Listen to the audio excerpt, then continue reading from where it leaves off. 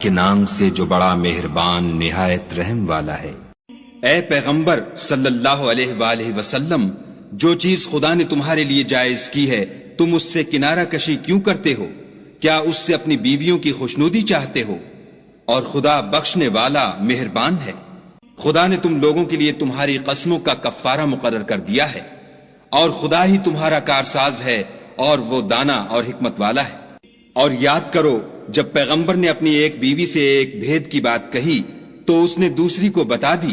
جب اس نے اس کو افشا کیا اور خدا نے اس حال سے پیغمبر کو آگاہ کر دیا تو پیغمبر نے ان بیوی کو وہ بات کچھ تو جتائی اور کچھ نہ بتائی۔ تو جب وہ ان کو جتائی تو پوچھنے لگیں کہ آپ کو یہ کس نے بتایا؟ انہوں نے کہا کہ مجھے اس نے بتایا ہے جو جاننے والا خبردار ہے۔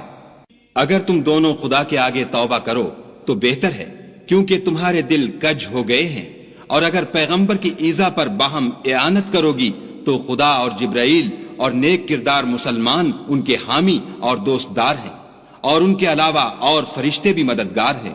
اگر پیغمبر تم کو طلاق دے دیں تو عجب نہیں کہ ان کا پروردگار تمہارے بدلے ان کو تم سے بہتر بیویاں دے دے، مسلمان، صاحب ایمان، فرما بردار، توبہ کرنے والیاں، عبادت گزار، روزہ رکھنے والیاں، بن شوہر اور کنواریاں۔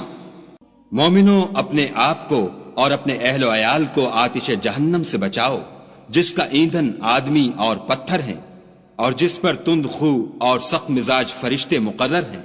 جو ارشاد خدا ان کو فرماتا ہے اس کی نافرمانی نہیں کرتے، اور جو حکم ان کو ملتا ہے اسے بجا لاتے ہیں۔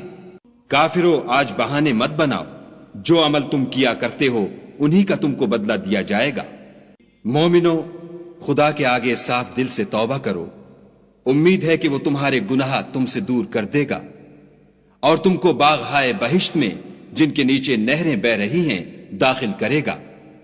اس دن خدا پیغمبر کو اور ان لوگوں کو جو ان کے ساتھ ایمان لائے ہیں رسوا نہیں کرے گا، بلکہ ان کا نور ایمان ان کے آگے اور داہنی طرف روشنی کرتا ہوا چل رہا ہوگا، اور وہ خدا سے التجا کریں گے کہ اے پروردگار، ہمارا نور ہمارے لیے پورا کر اور ہمیں معاف فرما، بے شک خدا ہر چیز پر قادر ہے۔